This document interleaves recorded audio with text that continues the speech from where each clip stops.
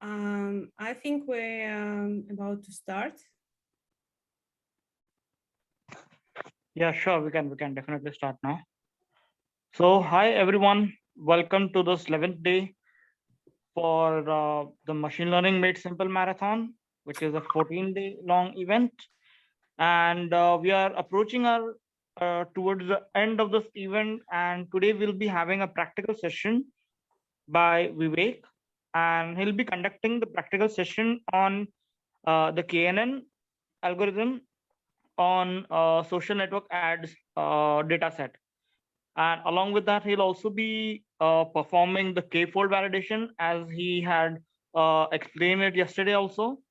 Uh, Prior to approaching the practical session, he will also be taking up the recap of yesterday's session. Okay, so have a great day and enjoy the session. And Vivek, up to you now. I would like also to add before we start with the practical session a few Sure. things.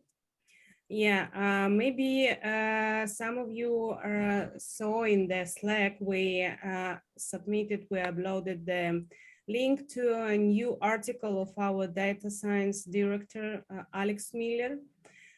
So I would like to share with you this information because it's quite interesting. It's quite interesting for you who want to start or continue the career in data.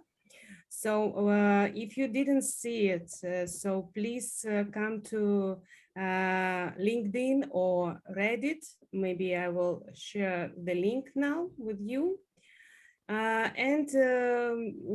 You can see in this article the first, first information about this industry. So we put together the salaries that you can get depending of the role that you are going to have. And this is only the first article. Actually, we are planning to do more articles and speak about not only salaries, but also how to prepare CV, how to prepare your interview, the tips and secrets, let's say, from inside. So please stay tuned. I recommend you just um, to check it, and please you are welcome to join Alex Miller profile and follow our next articles about this. Okay, Sure, so definitely. Even yeah. I'll share it on my LinkedIn page so that more people can join in. I'll share it as a post right now. Yeah. Actually, we uploaded the link in Slack yesterday. I will Yeah, share it today also with you in the chat. yeah. Okay. I think I have the link with it. Yeah, I will also repeat it in Okay, the this is Slack the Reddit for link. everybody. Yeah, because as I told, it's only the first article, but it will be a regional, series of the tips and advices for you guys. So you are Definitely, definitely. You'll be adding this to the website also. the website of. I mean, Newton AI's website. I mean, Yeah, the blog will be added as a Newton AI's website. yeah, of course, of course. Okay, perfect then. I'll share it on the LinkedIn till then. Yeah.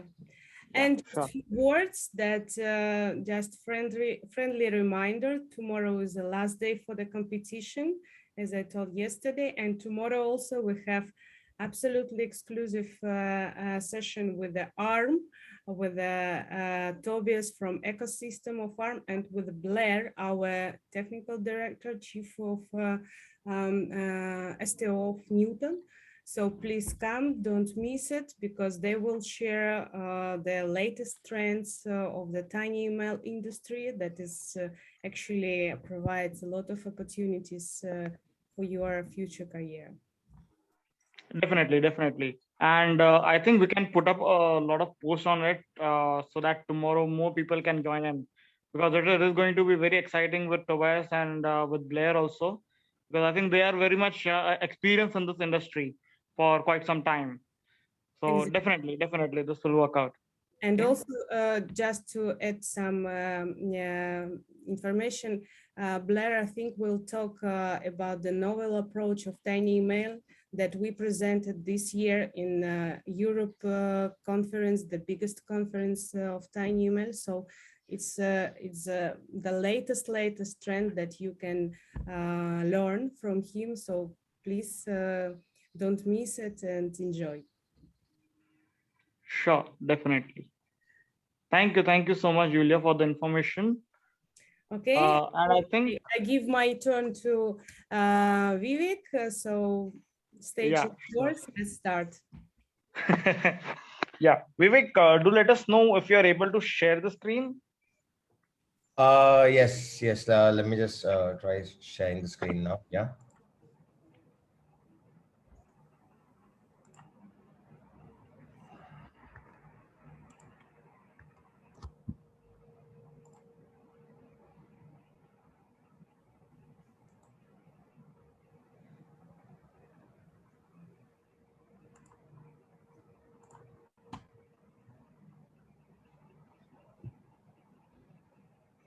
Can you all see my screen? Is it the Jupyter Notebook? Yes. Yeah, we can see it now. Yeah. The one with the Yeah. problem statement. Yeah. Yeah, we can see the problem statement. Can we just increase the size of this to say a larger 100% maybe? 1 second. I'm just. Because the letters are quite small. All right. 1 second. Just give me a moment. Yeah.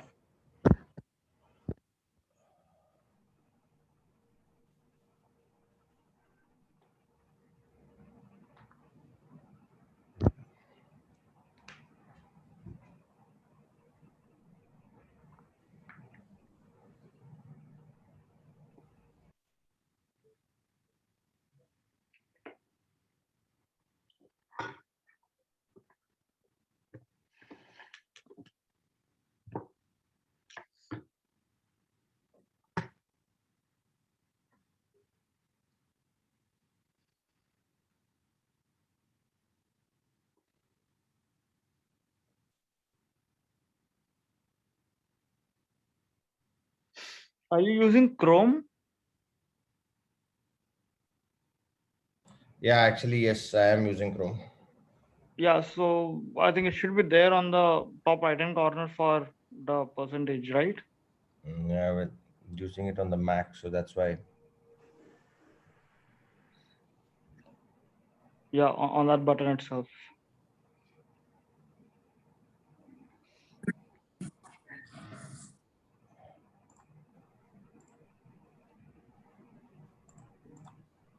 No, not this one. The one on the top right corner next to your photo. Yeah, that. And it should be 100%. But yeah, is this clearer more? Is it clear now, you yeah, guys? now it is better. Now it is better. Okay. All right. Okay. Okay. Thank you. Thank you. All the Thank you. best. Thank you. So, good morning, good afternoon, good evening, everyone. How are you all doing today? I hope everyone is safe and happy. All good? All right. And how was the session yesterday? I thought we could do a quick recap before we start off practicals because practicals is not going to take that long. So I thought a quick, if you don't mind me asking some questions. Yeah, I hope everyone's ready for that. Yeah, that would be fine. Perfect, perfect. So my first question here is this, that is normalization required for KNN? Yes. Okay, that's perfect. Okay, you guys know. That's perfect. That's perfect. Everyone's giving me the right answer. Okay. KNN, can it be used for both regression and classification or only classification? Can be used for both. Urjit, thank you for that explicit normalization. Thank you very much for that. Regression and classification. Excellent, excellent. Okay. Should the K value be always odd numbers or even numbers? Should be always odd, or should it be even, or can it change according to scenarios? Can be both. Yes. No, it depends. Yes. Only odd. Okay. Could you elaborate that, Anvesh? Why are you mentioning that it should be only odd, if you don't mind? Now, what happens if you've got, like, say, 3 classes in your target variable, and you are given, like, say, you're giving your k value as 5, and for example, your it's classified as say, let's say we've got 2 of A class, 2 of B class, and 1 of C class. So then what happens? If even, then voting can confuse the variable. Okay. What makes you think that? Why would you think that if it's even, it would confuse the variable? Why?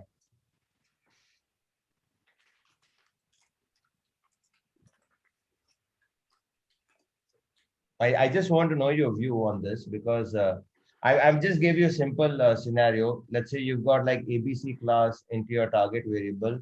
And like you said, odd number. Let's say we've got 2 of A, 2 of B, and 1 of C. So which will the new data point be classified as? A, B, or C?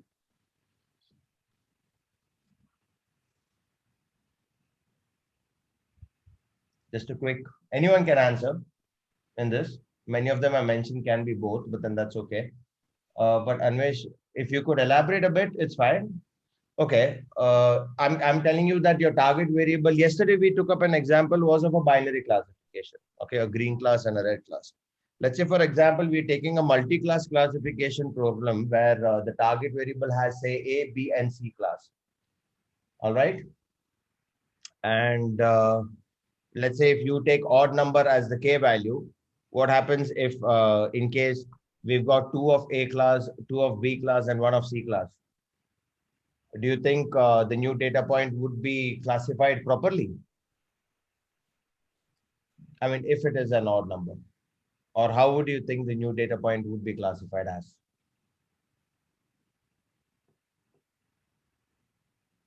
You don't think, no, I don't think it. You think it will not be classified, or you think there would be an error or something of that sort, or it would be wrongly classified?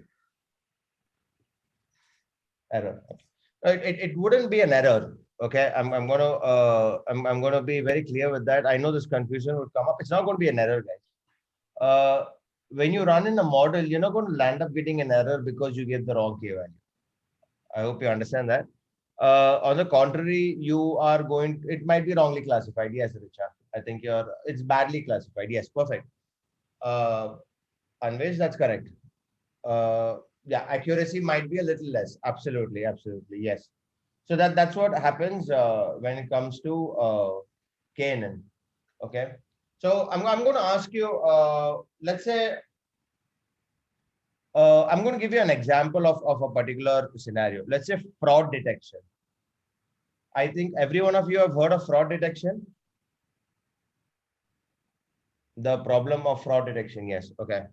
So, so based on your understanding of KNN, could you tell me whether KNN would be best suited for the fraud detection problem or not?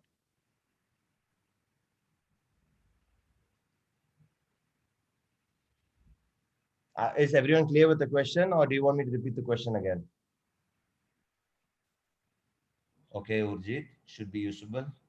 No, logistic would be good. Yes, it's suitable. No. Okay. It might be. Okay. Okay. All right. So I'm going to, has everyone answered? Or is there still some more to people to answer? No? All right. So I'll do one thing. I'll give you the answer. Okay. KNN will run. Okay. The question is whether will it run on a fraud detection problem. Means it will run. A fraud detection problem, it will run, yes.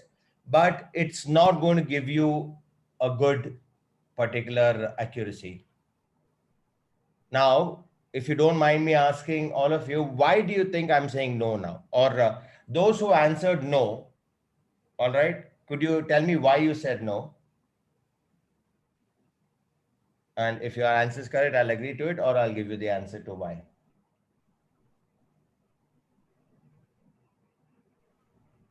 Satish answered no. Satish Kumar answered no. Anvesh answered no.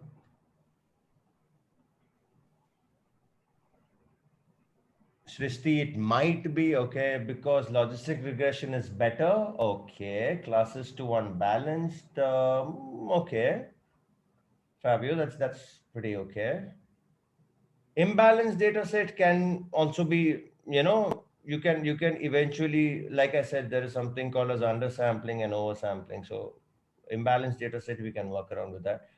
Logistic regression is better. Okay. But why? Why is logistic regression better? That's my question.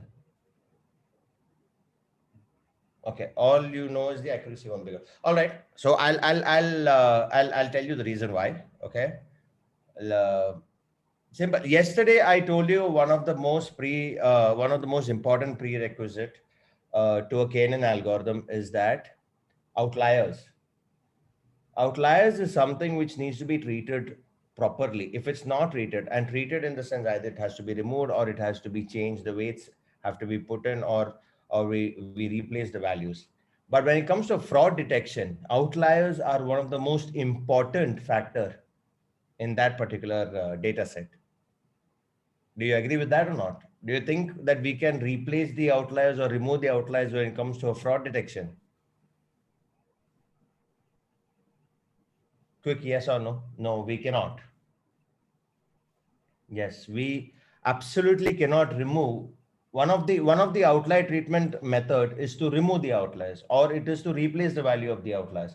Now, again, my question here is this: we cannot, or not my question, my statement would be that we cannot manipulate or we cannot remove the outliers when it comes to fraud detection, because outliers play a very crucial role when it comes to the data set with regards to fraud detection. So, hence, KNN would not be a best fit algorithm. There are questions which many people would ask you that, on a classification problem, which algorithm do we use? I'm quite sure many of you would have asked yourself the same question.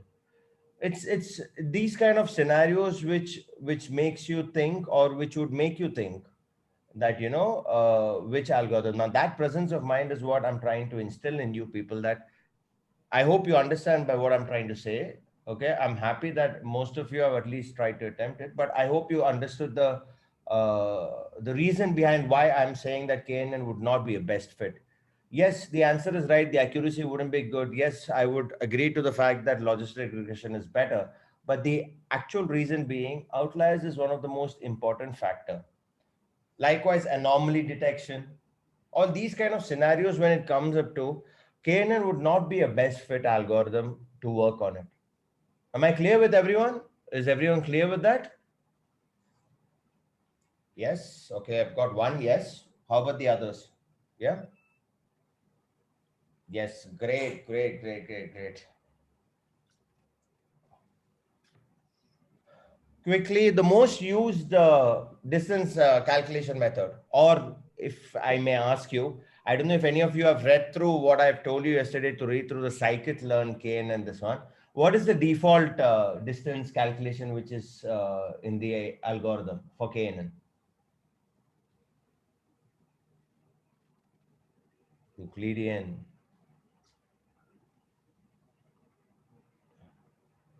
Euclidean. Perfect. Perfect. I don't know if you have not read it, just a quick thing. There is a value called as a p-value inside. Okay, it's called as a power parameter, which is a parameter in KNN.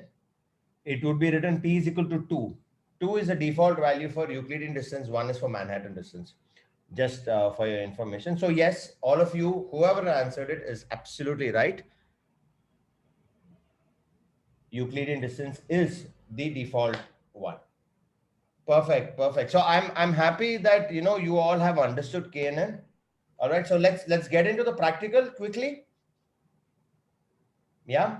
Any doubts, at least based on the theoretical which I had explained yesterday? Any doubts you have on KNN?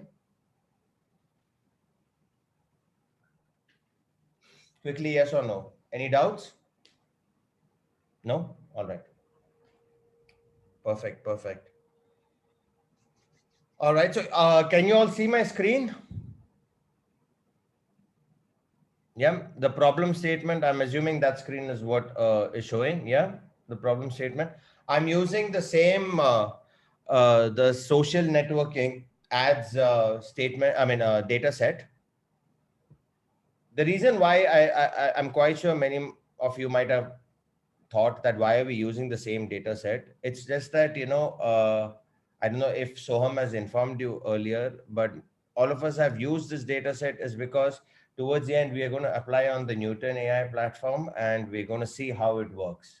So we're going to see with regards to a single data set, how the accuracy towards the end, how all the models, what would be the accuracy rate, and finally with Newton AI platform as well, what would be the accuracy. So we decided that, we would use that one simple data set.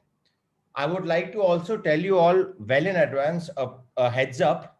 I am not using the K-fold cross validation. All right. I'm using something called as cross val score. Okay. For finding the K value, but I towards the end of the session or probably by tomorrow in Slack, I'm going to upload one what do you call, one file, one IPYNB file. All right. It's on KNN where I have used grid search CV as well as K-fold cross validation. I would like you all to just have a read through it whenever you're free. Look into it, use that as a reference because that is going to help you out. You can just copy paste that code towards the end whenever you're working on KNN towards, if you have to use it practically, and it's going to help you out. All right. Is that clear for everyone? Yeah. A quick yes or no? Yes. Perfect. Excellent. So yeah, social networking ads. Okay. Ultimately, the data set is all about, eventually whether the target audience, that is, they are purchasing a product or not. Okay, that is what is the base behind it. I didn't want to write the entire problem statement unnecessarily, so that's why I've just the gist of the data set is this. All right. So let's start with, and please, all of you, if at all you have a doubt in any of the coding in between, just stop me. All right. Clear? So let's start with it. First, I am importing the libraries. First is the basics. I'm quite sure, Promit or Namita, all of them have done the same thing, but I'm just going to again do it as a part of it. So I'm importing pandas, I'm importing Seaborn, Matplotlib, NumPy, and warnings. I'm just importing the basic library that's required. All right. And the next, what I'm doing is I'm importing the data set. All right. I'm just saving it in a variable called data set. All right. I'm just displaying the first 5 rows of the data set. As you can see, we've got 3 columns, 3 features: age, estimated salary, and purchase. Clear? And I'm also displaying just the last 10 rows over here. Okay. The last 10 rows of the data set as well. Is it clear so far? Anyone has any doubt? It's just the basic coding. Just quickly, yes or no would be nice. Yeah. Okay, great. All right. I'm just looking into the shape of the data set. This data set has 400 rows and 3 columns. All right. And I'm just checking out the basic information on the data set, which is the data type and probably some null values. So we've got the data type is the integer data type. Okay. We've got 400 non-null values. All right. Again, 3 columns that we've got. All right. Checking the statistical distribution of the value of the data set, we've got, like, say, for example, in terms of age, we've got about 400, we've got 400 values. Okay, that's there. We've got a mean of 37. We've got even the standard deviation. I'm sorry, the median is also 37. As standard deviation is 10. All right. Again, when it comes to salary, we've got, like, says the mean is 69,742. The median is 70,000. It's more or less close by. So, and standard deviation is 34,096. Likewise on the purchased as well. All right. The next, we're just checking if there are null values. We do not have null values on the data set. So far, are we clear? Just the basic information on the data set. Is it clear? All right. Again, a small tip to everyone. All right. I'm quite sure you all, when you started working on a particular program, you might have asked yourself that how much do we visualize? What are the kind of visualization we need to do with regards to a particular data set when we get it? I'm quite sure every one of you might have had that question. Someday on the other, you must be like you, and probably even when you have a a larger data set, you might be thinking, how much visualization is apt, or is it less, or is it more? A quick tip over here is the idea behind visualization of the data, the basic exploratory data analysis, which means that what do you understand from the data? That's the big question here. So the visualization depends on what you understand from the data. There are many people who derive a lot of meaning from different types of data. All right. Some people use scatter plots for something. Some people don't use. Some people use the pair plots on the other hand. So, everyone's got their own ways. But eventually, the gist should be that, from this particular ABC data set, what have we understood? Now, that question, if you're able to answer, and the idea here is you get maximum information out of it. I hope everyone is clear with this. Yeah. A quick yes or no would be nice. Yes. Perfect. All right. Great. Great. So I'm just doing a univariate analysis on the data. All right. Since there are 3 columns, I'm just going to first do a distribution plot. All right. On the age column. Now, when you look at this age column, this age feature, okay, what do you understand from this particular visualization? All right. Could someone just quickly give me 1 or 2 points? I don't want you all to take too much of time. Just 1 or 2 points. What do you think? What do you understand? Just give it to me in as simple as possible. Normal distribution. Okay, perfect. Next. That's it. Just one. Minimum, maximum, mean values. Okay, that we get it from the description mode itself. We put the data frame dot describe, we get that. But yeah, that's great effort. Yeah, most people are distributed in the age group between 30 and 50. Yes. Okay. Yes, quite normal distribution. Maximum age is between 40 to 45. Okay. Yes. Test. Yeah. Am I audible, everyone? Yes. Yes. Okay. So perfect. So okay, how many responses we've got? We've got quite normally distributed. So okay, it's between 35 to 45. Yeah, that's okay. I mean, see, the idea is behind you reading the data. All right. The idea is behind you understanding the data. I would say the data is between the age 20 to 60. All right. I would say the maximum number of people are between the age 30 to 50. All right. It is sort of normally distributed, the data. Yeah. So this is a basic understanding that you get. So you've understood out of this data. Yeah. So let's look at the estimated salary also as well. Yeah. What do you understand from this data? Could quickly people respond?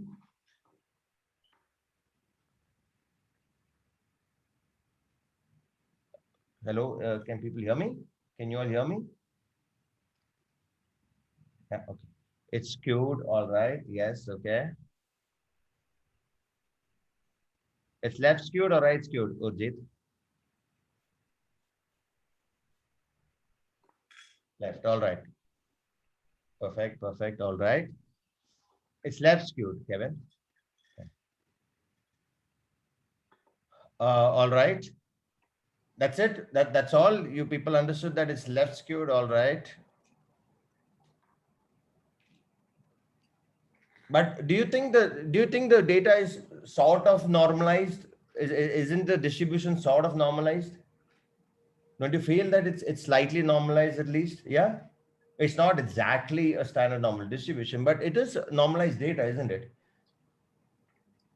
It is skewed, but it's not so heavily skewed that you've got that many outliers. It doesn't look like you've got many outliers as well. Yeah. Perfect. So I hope you, the reason why I'm asking this question is because, you know, I want you all to understand how do you read an image, a graph, because, you know, the simplest of things is what we try to ignore sometimes. And tomorrow when someone tells you at least the bare minimum information that you get out of the data, that's something which you need to do. That's the purpose of exploratory data analysis. All right. I'm using a count plot over here. So what do you understand from this now? Quickly, guys, come on.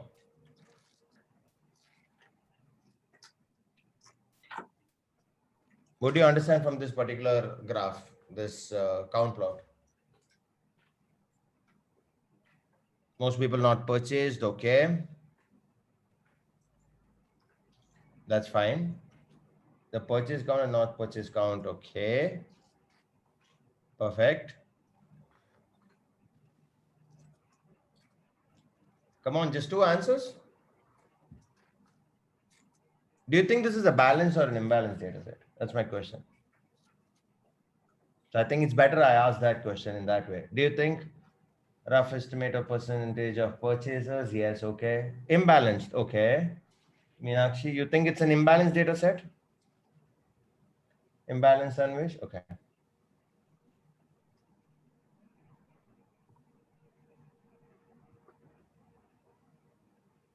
Okay. All right. So a quick question here again to everyone who's slightly imbalanced. Yes. Okay. I would say I would go with Anvesh that it's slightly imbalanced, so it's nothing to be worried about. But all right, let's remove that confusion out of the way. Let's take it in a ratio wise. Let's discuss on that before we go forward, because let's clear that particular.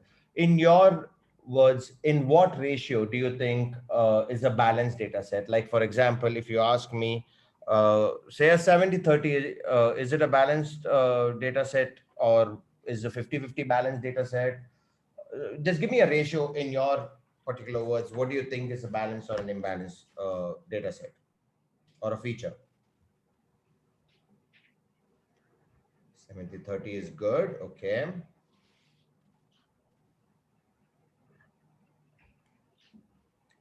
70-30 is good. That you mean, Satish, that 70-30 is good for balanced?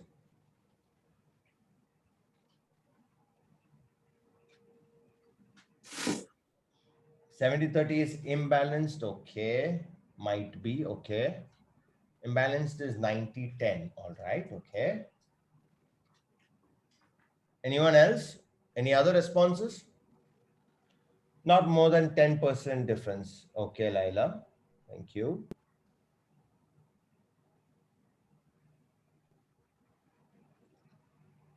Any more responses? Depends on what you're looking at. Most purchase activity will be imbalanced. Yes. Okay.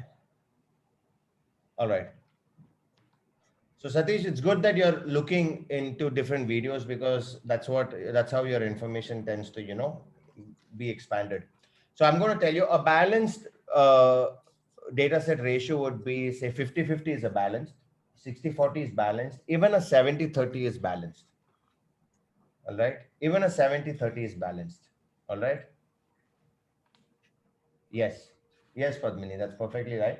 The imbalanced would be on the 80-20 and on the 90-10, you know, that would be the ratio, which if you ask me would be an imbalanced data set, which requires work. Slightly imbalanced, not a problem. You can still work on that. All right. You can still work. You don't need to do that. Is based on your accuracy level. That's how you will work on the balancing and the imbalancing. All right. Is this clear for everyone so far? Yes. So we've cleared out the balance and the imbalance data set issue. Yeah. Perfect. I'm just looking at the pair plot right now. Okay. U is a parameter. If the data set is very large, then okay. See, that's what I'm telling you. If the data set is very large, all right, you can easily understand. If you do the count plot of the classification of the target variable, you'll be able to know. So like I said, up to 70-30 means go ahead, consider it as a balanced data set. If you feel it's beyond 70-30, if you say that, you know, one of the variable is 80% and the other variable is only 20%, that's an imbalance. So that's where oversampling and undersampling comes into the picture. I recommend Shrishti, you just read through this oversampling and undersampling, upsampling and undersampling. This is the terminology. Just read through it. It's very simple. Yeah, upsampling and downsampling. Yes, you can just have just read through it. It's a very small article online. We can just read through it. Is it okay to take a representative sample? Yes. See, this undersampling, for example, is we are taking a small sample of it only. We're not taking the entire data set.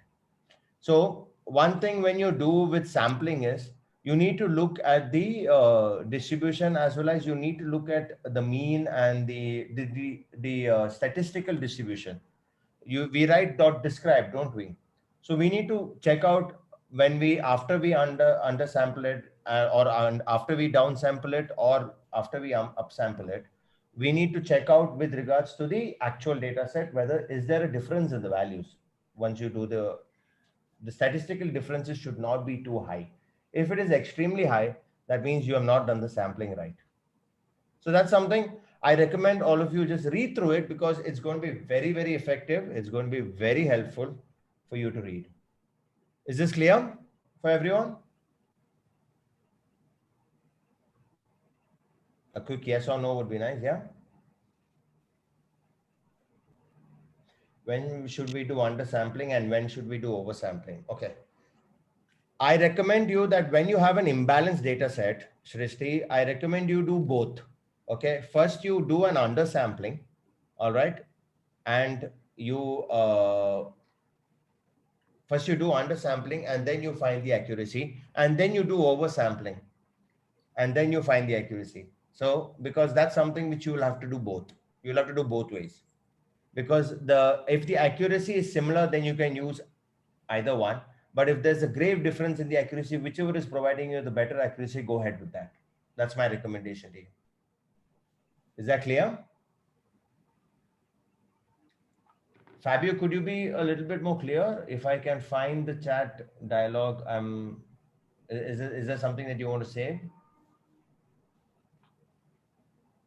I hope, Shrishti, am I clear with your question? Is your question answered? If the ratio is 80-20, then it's okay to do, like I said, you can do, you need to do both undersampling as well as oversampling.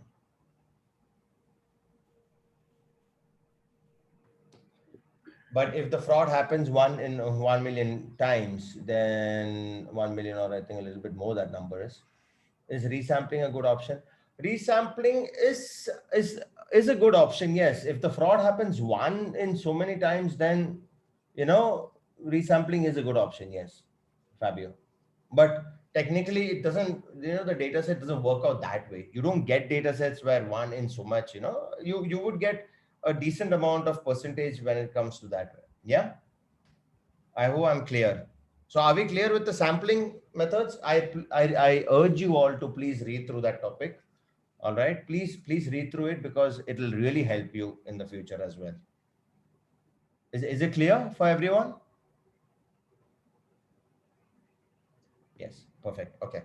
So back to the practical over here. I have just done a pair plot.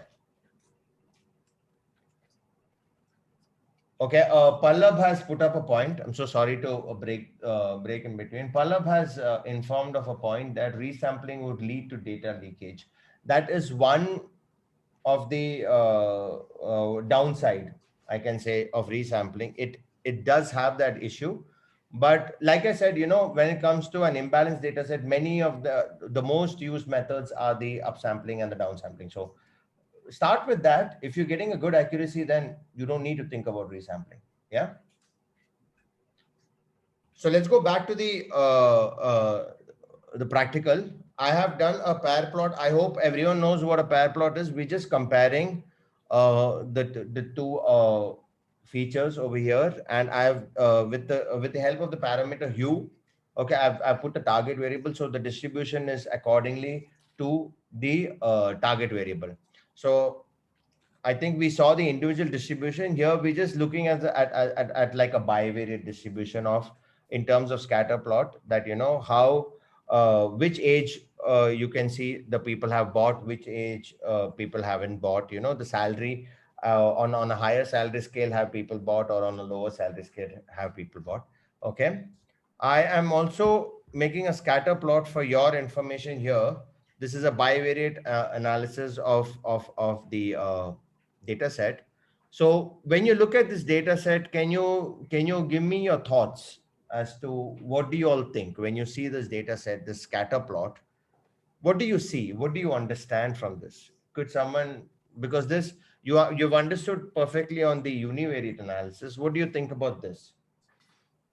We've got I've just done a scatter plot, okay, of age and estimated salary, and I've distributed it based on the target variable. So could you please just give me your thoughts as to what do you, when you see this graph, what do you understand?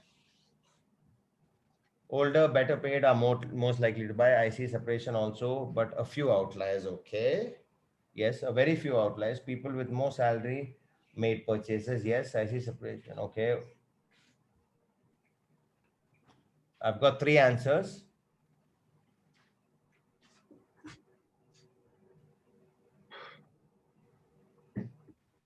That's it.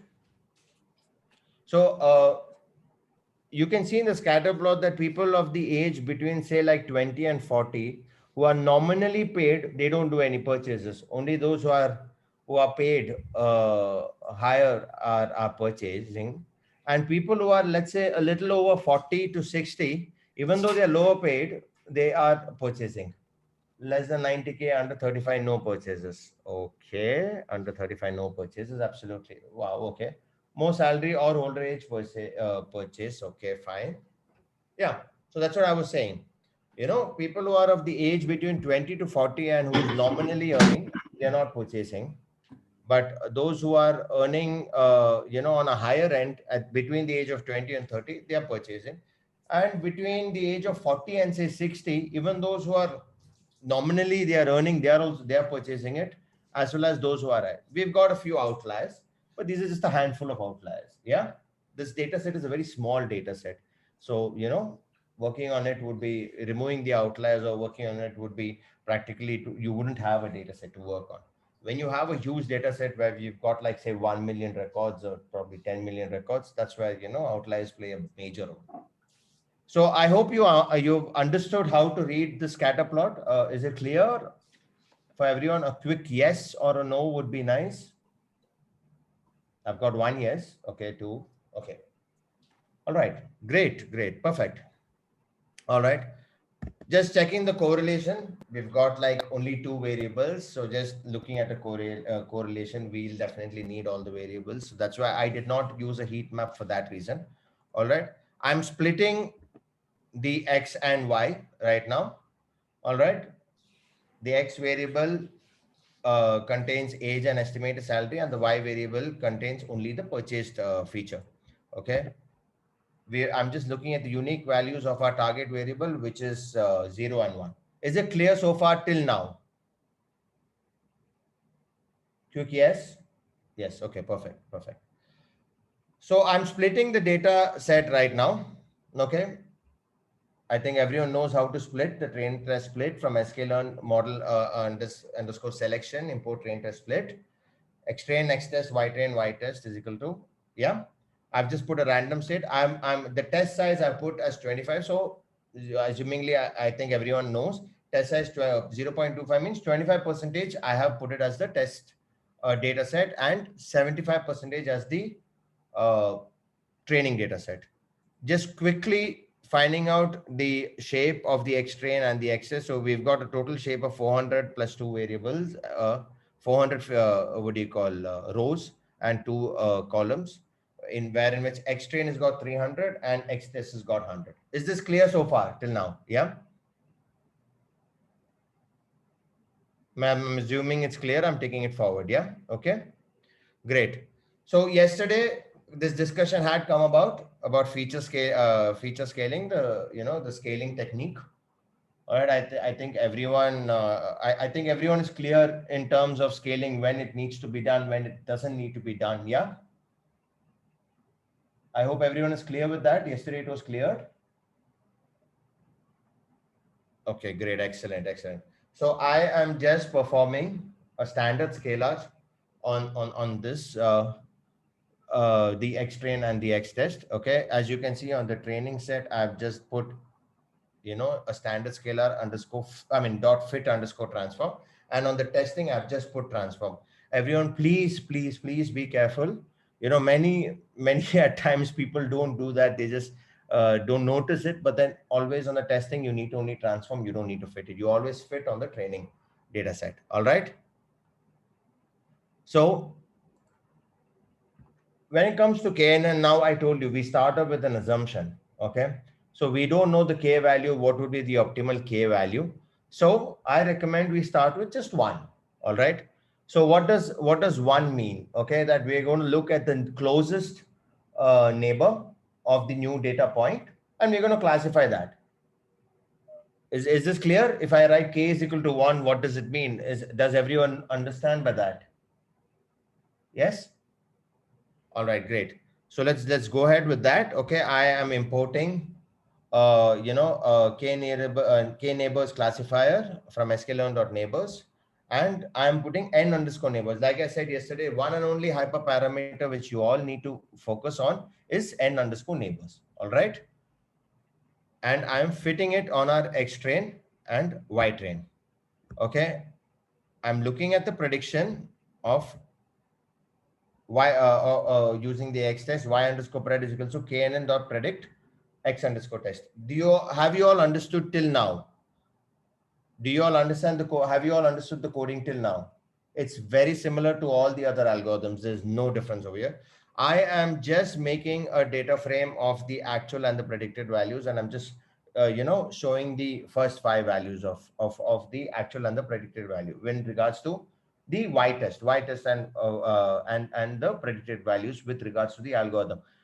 Is this particular line of code clear to everyone? It's quite simple. Yeah, a basic Python code. This is, just making a data frame just to see whether is it classified correctly. Let's look at the scoring. Okay, I'm just looking at the basic score. Okay, I've got on the training data set, I'm getting a 99.33% accuracy, and on the testing I'm getting an 88%. So now you tell me, guys, do you think the scoring is good? The scoring is good, Shatabdi? Yes? No? Okay, Laila, no. Richa, no. Anvish, yes? No? Okay. Yes, that's true. Okay, Shatabdi, I understood where you're taking this, yes. But I have looked at the score of the training data set and the testing data set. Now, when you look into these two, do you see that there's a huge, I would, if you ask me, I would say that there's a substantial difference between the training data set as well as the testing data set validation. Do you feel the same? The model may not generalize. Yes. Okay. It's overfitted. Yes. Okay, Shrishti. I'm happy. Shrishti, I'm so happy that you actually spot on. Leila, you're also perfectly right. It is overfitting. Because imagine the model has understood the training data set so well, okay, but it's not able to, predict correctly on the testing data set. As in, there can be a difference between there will be a difference between the scoring of the training and the testing data set. But it should not, that also you can benchmark it, say like between 4 or 5%. It should not go beyond that. If you look at this, there's a roughly 11 point percentage difference, don't you think, between the training and the testing data set? I hope everyone is clear, or is everyone clear with what I'm trying to say? Yes. So if you ask me whether is the scoring good, the scoring is good, but the model isn't that great. I think with K value equal to 1, we're not able to get the accuracy is not that good. All right. This is my response from it. So let's do one thing. Let's check out what K value would provide a better accuracy. We're not here to, let me make it very clear that not necessarily a 99% accuracy on the model is a good model. Okay, please, 99% accuracy or even 100% accuracy on the training model, but if you're getting a less accuracy on the testing model, the model isn't good. Okay, you need to find that right balance between the accuracy of the training and the testing data set. Am I clear with this point? Yes. Great. Okay. So who had mentioned between 80 and 90? Okay, Shatabdi, just to give you a clarity on that, your understanding of the value is correct. All right, that between 80 and 90, the accuracy is good. But again, this is also a factor which needs to be considered. All right, that whether the accuracy is it good with regards to the training as well as the testing. All right. Am I clear with that, Shatabdi? Yeah. Okay. So let's go ahead with by looking up. I mentioned I'm using the cross-val score. Okay. So under model selection is where we're using the cross-val score. Okay. And this is the code for finding it. So I'm creating a list called accuracy underscore rate. Okay. And I'm putting a range of 1 to 50. Now this range can be, that's your call, my friends. Okay. It needn't be only 1 to 50. You can put 1 to 100, 1 to 1,000 for all you know. Okay. That depends on you. All right. But here I'm just putting 1 to 50 because, and this range is the number of neighbors. That is the K value. I'm checking out the K value from 1 all the way to 50. All right. I'm going to look at the accuracy of the model KNN when the value is, when the K value is between 1 and 50. And also, if you look at the coding very carefully, okay, KNN is equal to K neighbors classifier N underscore neighbors is equal to I. Have you all understood that particular line of code? A quick yes, please. Yeah. Yes or no? Yeah. Perfect. The next line, the score is equal to cross underscore val underscore. So this is a cross validation. Again, I would like to reiterate by telling you can use any cross validation. Every cross validation has its own different methods of finding out. Okay. You can use K-fold, you can use grid search CV. In grid search CV, for example, you'll have to put it in the list and it will pop out. You can use best underscore param as one of the keywords to find out which is the best parameters for it. But like I said, I will share you a working file, an application where, I have implemented on a different data set entirely. In that, an EDA has also been beautifully done. Along with that, I have done even the grid search CV as well as the K-fold. And, finally, the K value, what is the best K value is also being shown in that. So you can just go through that for reference. But for now, I've used this cross-val score because I personally feel this is easy for you all to understand. Okay, and it does not involve too much of coding as well. The eventual result, because this being a small data set, we can use this and it would give you the perfect K value.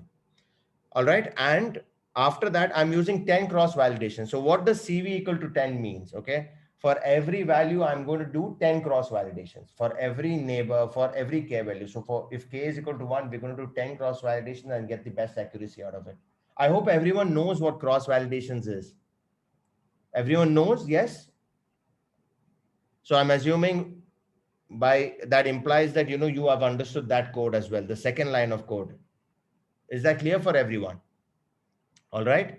And again, accuracy underscore rate is equals to, dot append of score dot mean. So score is going to give you 10 values of, the 10 cross validations for each value. I'm just appending the mean of that 10 values into the accuracy underscore rate list. Is this code clear for everyone? Please, yes or no? Yes? Perfect. So I'm going to print the accuracy rate. All right. So when I print this accuracy rate, I'm going to get 50 accuracy rates. So this each accuracy rate is the mean of 10 cross validations of each K value. Is that clear? Yes. I'm hoping everyone is able to understand this code, because this code is very simple. If you have understood this code, then your K value is done. Your KNN algorithm is done. Rest assured. Yeah. So this is how the accuracy rate, this is the mean value of 10 cross validations of each K value. Again, I would repeat it. The mean value, each value is the mean value of 10 cross validations of each K value. Is this clear? Yeah. So as you can see, so this value, I'm going to graph it out. That's all I'm doing. I'm just going to plot it. I'm going to graph it out. This is how the graph will look. All right. I hope, I think everyone knows data visualization. Nothing much. I've just plotted the value. The range is 1 to 8. I've put the accuracy rate, and I've just put, whichever point it is, these are hyperparameters just on the color and the marker size. I've just put a title and an X label as the K value. Now here, can you all see this graph? Yes. So now the trick behind understanding the optimum K value. My friends, this is the last step.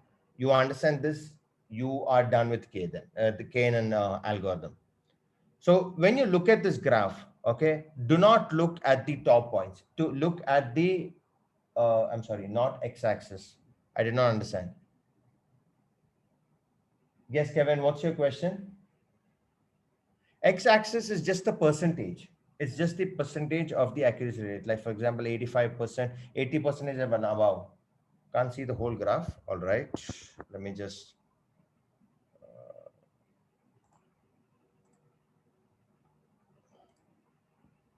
Now I can. Okay. Is this clear? Kevin, is this clear? Yeah. Everyone else can see it clearly? A quick yes or no would be nice. Yeah. Okay. So in this graph, okay, please very carefully, all of you listen, do not look at the top points. Okay. The trick behind finding the optimal K value is to look at the extreme bottom. Okay. Look at this bottom values. Okay. And what you need to know is check out the value in which it comes the least, it comes extreme down. And from that value, it doesn't come down at all. So can you all look into this graph and tell me, okay, which point comes down and after that, it doesn't come down at all? 10. Perfect. So for those who haven't understood, those who have understood, I've given the right answer. Absolutely perfect. You guys are absolutely spot on. From 10, if you notice, all the points are going upwards. They are not going more down. So from the point, if K value is equal to 10, all right, after 10, any value, the accuracy is going to improve only. So this is the bare minimum value where the accuracy would be perfect. Please, is it clear? I want a quick, like considering the worst case. Absolutely. Yes. We're looking at that. All right. Because if you go beyond this, the accuracy rate is not going to increase. It will increase only by 0.1, 0.0, 1.05. That's how it's going to be increasing. I want yes or no's from everyone, whoever has understood it or not, please, because this, if you've understood it, then you're done. I've got so far 2, 3 yeses. Okay. Yes. Clear. Okay. Meenakshi, thank you. It's clear for everyone else? Because I'm going to take it forward from here. Can I take it forward? Have you all understood how to read the graph? Please tell me yes or no, because this is very important, because this is the only important thing in terms of a K and an algorithm. That's why. Yeah. Okay. Can you explain the intuition as to why pickup? Okay. So I'm going to tell you why. Okay. Here, if you look at this accuracy rate over here, okay, you look at that if K value is equal to 1, you will see 80% accuracy. is what is coming up. But when we put into the 10 value, okay, is 76%. Okay. From here on, every percentage would increase. Now the K value, okay, is best at its lowest value. That's the understanding. It's best at its lowest value because it cannot, if you go for if you now say, for example, you go for say a higher value here. Okay, you go for say this one at 78% accuracy. Your accuracy value is going to be the same. The problem or the idea behind this is you realize that if K value is equals to 10, okay, we look at the lowest values because in the lowest value, if you find out earlier, the algorithm becomes smaller and it runs faster. That's also another reason. Is that clear, Urjit? When we take in the lowest value, it cannot get worse than that value. So this is like the worst case scenario, like how one of our fellow friends have told, like how Sudhakar said, yes, on saving on the computation power is also one of the reasons, but this is how we read the accuracy graph. Because imagine we are taking K is equal to say 40. So it's going to run, the K value is going to run 40 times, it's going to check each data point with, 40, data points closer to it. This is only going to be 10. The accuracy is also going to be more or less the same. You're going to get like in terms of 0 point. Okay, 0 point. So that's the reason. So the difference is going to be very less. So it's better to go with that. All right. So I mentioned over here, suggested K value is 10 because as per the values do not decline further. It does not decline further, so it only increases. So let's now look with K is equals to 10. Okay, we've fit the model with X underscore train. Okay, we are predicting it. Okay, let's look at the score for the training and the testing.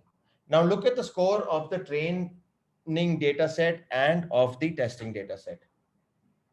Can you see that the training data set has become 90% and the testing data set has become 93%? Now tell me if the model is overfitting or underfitting.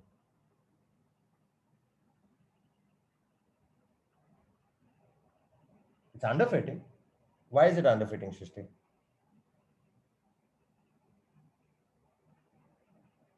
If you ask me, I feel the code is working perfectly fine. It's a better fit. Like I said, you can benchmark maximum 4 to 5, percentage, because you will never, I will not say never, but the probability of your score, your accuracy of the training and testing to be the same is very unlikely. You're going to get a plus or minus 1 or 2%. All right. So you need to know how to benchmark. Okay. So maximum plus or minus 5% is fine. Once it goes beyond 5%, then, that means you need to work on your model. All right. But here also, believe it or not, my friends, the domain expertise also comes into this picture. Okay. When you start working in a company, your client, the domain expert, will say that I need a 99% accuracy on my models. I need a minimum of 99%. I need a minimum of 80%. Some people might say. Some people might say I need a minimum. This is something which the domain expertise will also define. So based on that is how you get your model also. You work on your model. You decide which algorithm you need to take. So all of this comes into the picture when you get into the work front. You will have a lot more insight. This is just a bird's eye view. It's just for you to understand how KNN works. So when compared to when K is equal to 1, all right, when K value is equal to 1, all right, okay, when we looked at it, it was 99.33% and 88%. And compared to that, now we're getting 90 and 93%. Don't you think that when K is equals to 10, the values are better? A quick yes, no would be nice. Yes. Okay. So if you've understood this, that's all is there in KNN.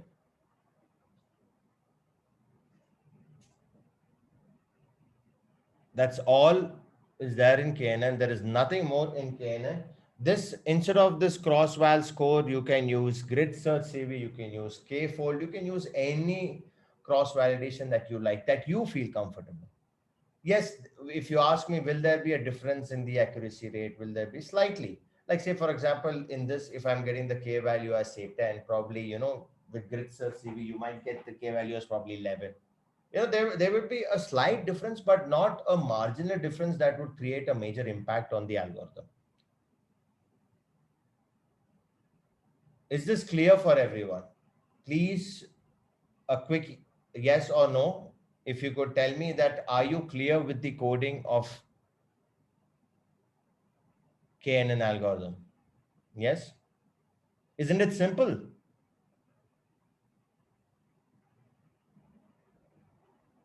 Perfect. Now, you might ask me that Vivek, isn't there are in terms of the algorithm, in terms of KNN algorithm, there are default values. There are multiple hyperparameters. All right. But there are default values as well. Why have we taken n neighbors is equal to 1? See, now that's your call. Because in terms of, if you ask me, if you look at the K, if you put K and if you just put KNN is equal to K neighbors classifier and you do not define the n neighbors, the K value by default is 5 in the algorithm. Now, this is my way of telling that, I prefer using it starting off with 1 because I just want to see how different the accuracy would be. Now with 5, the accuracy would be considerably different. You might accept it at 5. Some people might, but I want to get the best accuracy. That's the reason I'm start off with 1, because I know that with 1, the accuracy will be definitely wrong. So to look into the K value on the further front is one of the purposes to why I use K is equal to 1. Now comes the way where you people have to start exploring yourself also. I recommend you, I have used this one hyperparameter. Okay. There are plenty of other hyperparameters as well inside KNN. All right. Not only inside KNN, when it comes to even the other, what do you call, say, for example, there are other algorithms as well. So there is actually one thing called as, let's say, for example, one of the hyperparameters for KNN is n underscore neighbors. Okay. The other one is weights. There's something called as weights, where you've got like something called as uniform and distance in it. So uniform is it's for the imbalanced data set or balanced data set. So what happens is, when by default it is uniform, the default parameter is uniform, which means that it would consider the data set to be balanced, and the algorithm would run like that. Now if it is imbalanced, you have to do it accordingly. There is something called as an algorithm to choose from also. Inside there's like KD underscore tree, there is brute, there's ball. There are various small type algorithms which is basically used even in decision trees majorly, but it has an impact on this as well. Like I said, there's something called as a p value or power parameter, where 2 is equal to Euclidean distance. If you want to check with 1 Manhattan distance, see, when you start tweaking along with the hyperparameters is when you would realize the difference between the accuracies. When you start changing the values is when you understand, okay, fine, how does that impact on your accuracy? So that's where, I urge you all to just, play around with that particular syntax. Type whatever you feel is right. Use. I will even put up that other application, as in the other file as well, where in which we've got the grid search CV as well as the K-fold. I recommend you try that onto this particular data set to start with, something small. Try it out. See how it is. How do you feel? How is the answer? Is it coming right? How is the accuracy? Always question yourself whether do you think this would be right. The more questions you ask yourself is when you start finding the urge to learn more. So on that note, I hope all of you have understood KNN. Please, if there are any doubts, I'm open to that. If you have got any questions on this KNN, the presentation, as well as on the theoretical, please ask. Else, we've also got a panel who are sitting over here to help you out in terms of the other algorithms as well. Also.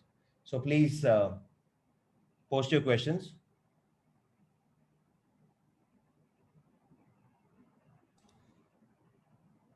I would actually have suggested expert panel.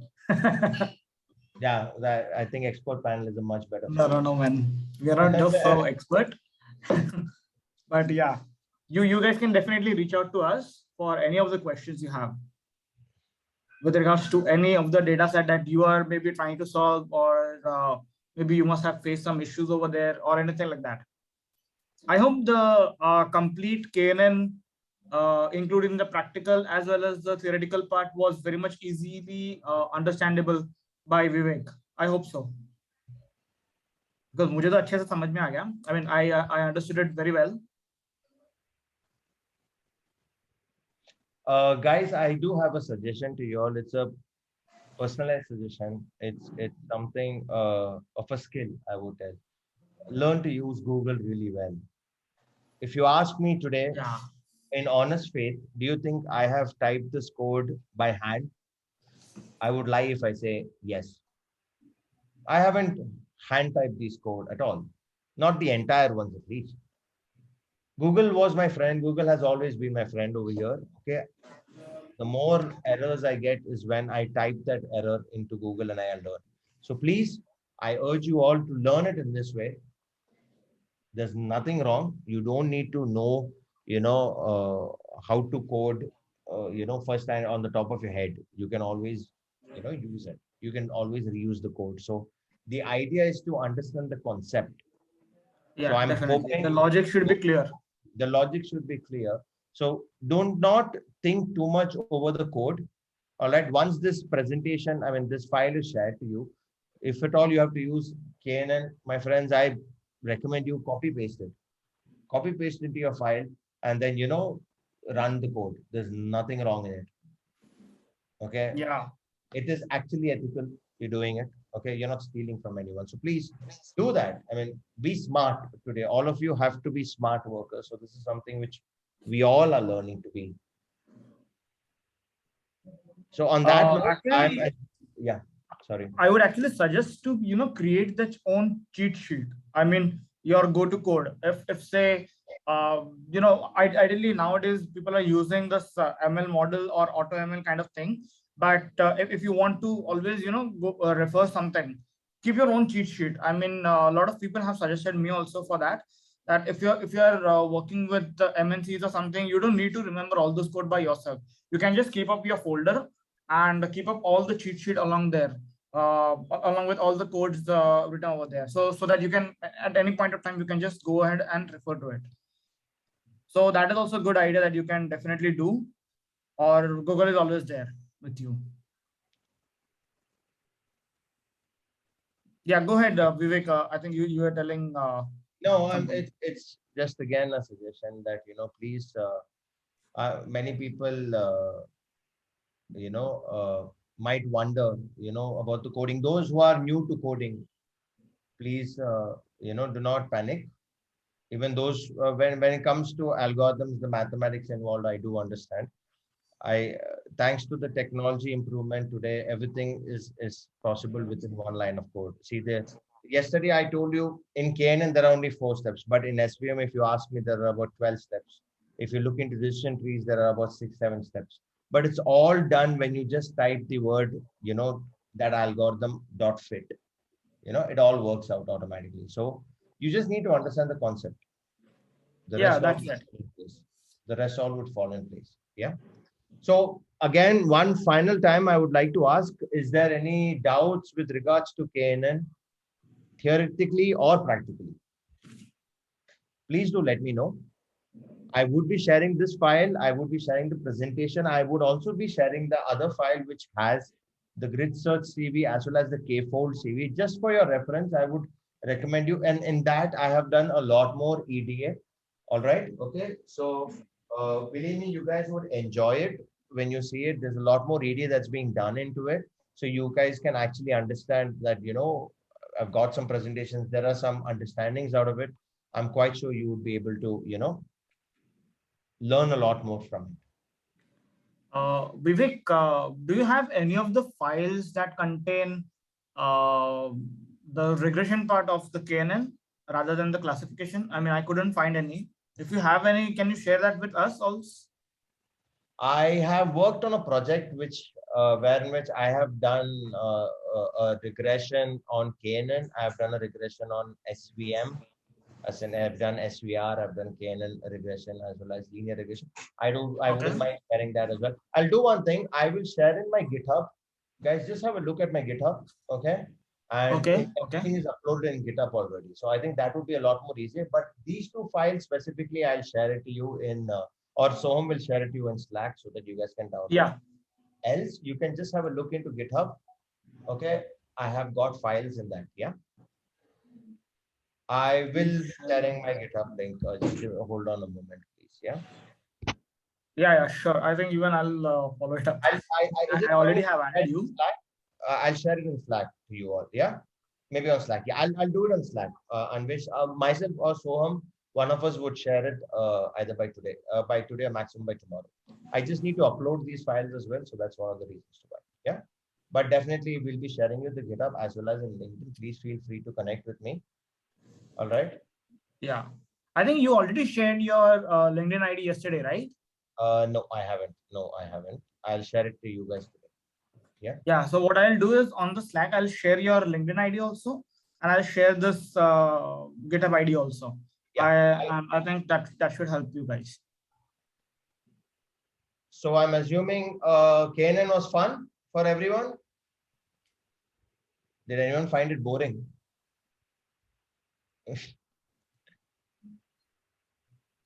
Okay, very much fun. Thank you, Srishti.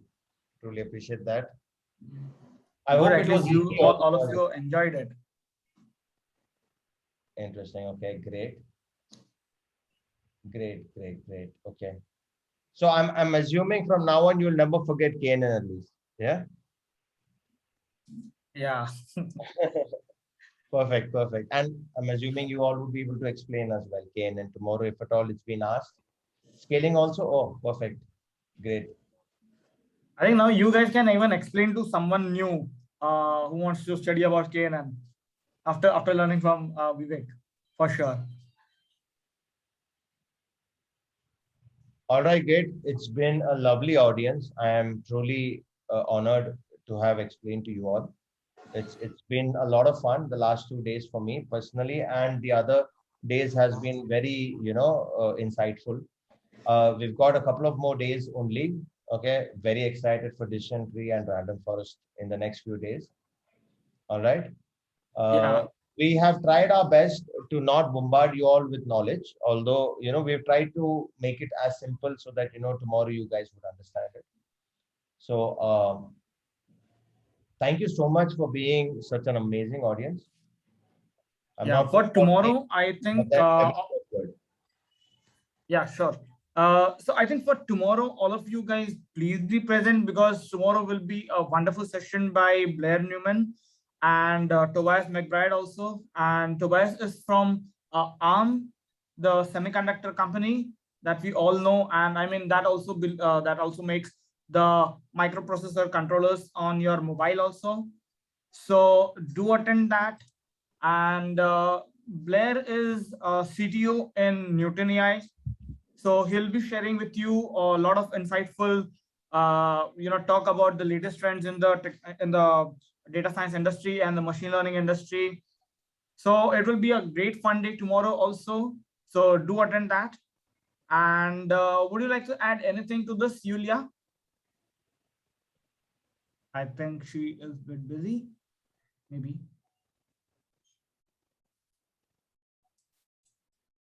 Okay, I think maybe she's a bit busy with her work, maybe. So I think if you guys have any kind of doubt, do reach out to us. We are always available for the questions and anything like that. Vivek, there's a compliment for you. Okay. A lot of them. Thank you so much, all of you guys, to be present. Abdi, thank you, Srishti, thank you, Anvesh. Tomorrow is the last day to submit task 3. Yes, Anvesh, tomorrow is the last day to submit the task 3. If you're in India, I would suggest if you can submit it before 6 o'clock in the evening so that we can evaluate it as soon as possible. If in case that is not possible, don't worry. You can submit it before 12 o'clock. Your local time in the night. Okay. Perfect. Perfect. So if you have any kind of doubt with the task also, you can do let me know.